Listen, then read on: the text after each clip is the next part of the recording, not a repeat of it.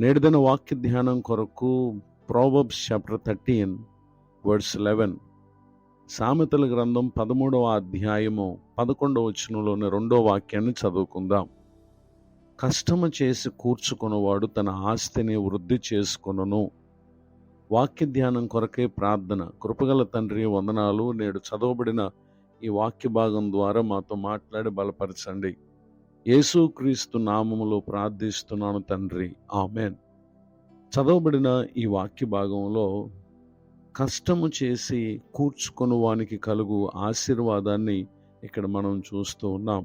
నిజమే, మానవ జీవితంలో కొందరు కష్టపడకుండా కూర్చుకునే ప్రయత్నం చేస్తారు.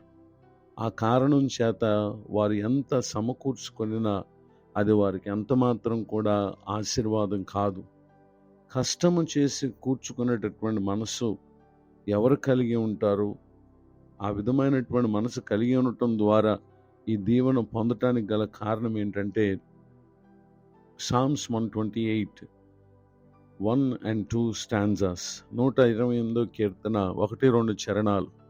యెహోవా యందు భయభక్తులు కలిగి ఆయన త్రోవల యందు నడుచు వారందరూ ధన్యులు. నిశ్చయముగా నీవు నీ చేతుల కష్టార్జితాన్ని అనుభవించదవు. నీవు ధన్యుడవు, నీకు మేలు కలుగును.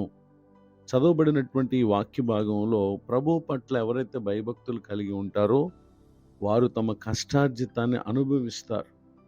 నిశ్చయముగా వారి కష్టార్జితమును ప్రభు దీవించి ఆయన వృద్ధి కలుగు చేస్తారు అనేటటువంటి విషయాన్ని తెలియచేయటానికి సంతోషిస్తున్నాను. ఈ మాటలు వింటున్నటువంటి నా ప్రియ సహోదరి సహోదరులు, ఎంత కష్టపడినప్పటికీ నా కష్టార్జితాన్ని అనుభవించలేకపోతున్నాం అనేటటువంటిది మీ ఆలోచన అయితే, ప్రభు పట్ల భయభక్తులు కలిగి ఉండండి, ఆయన త్రోవలో నడవండి. నిశ్చయముగా ఆయన ఈ దీవెనకు మనల్ని పాత్రులుగా చేస్తారు. ఈ మాటలు పరిశుద్ధాత్మ దేవుడు మన కొరకే దీవించునుగాక, ఆమేన్. ప్రార్థన. కృపగల తండ్రి, వందనాలు. నేడు విన్న ఈ మాటల ద్వారా మీరు మమ్మల్ని దర్శించినందుకు స్తోత్రం. నిశ్చయంగా మీ పట్ల భయభక్తులు కలిగి కష్టపడినప్పుడు అయ్యా, నిశ్చయముగా మేము దాన్ని అనుభవించేటటువంటి కృపను మాకు ఇస్తావు గనుక స్తోత్రాలు. దైవజనులను, వారి కుటుంబాన్ని, పరిచయం దీవించండి.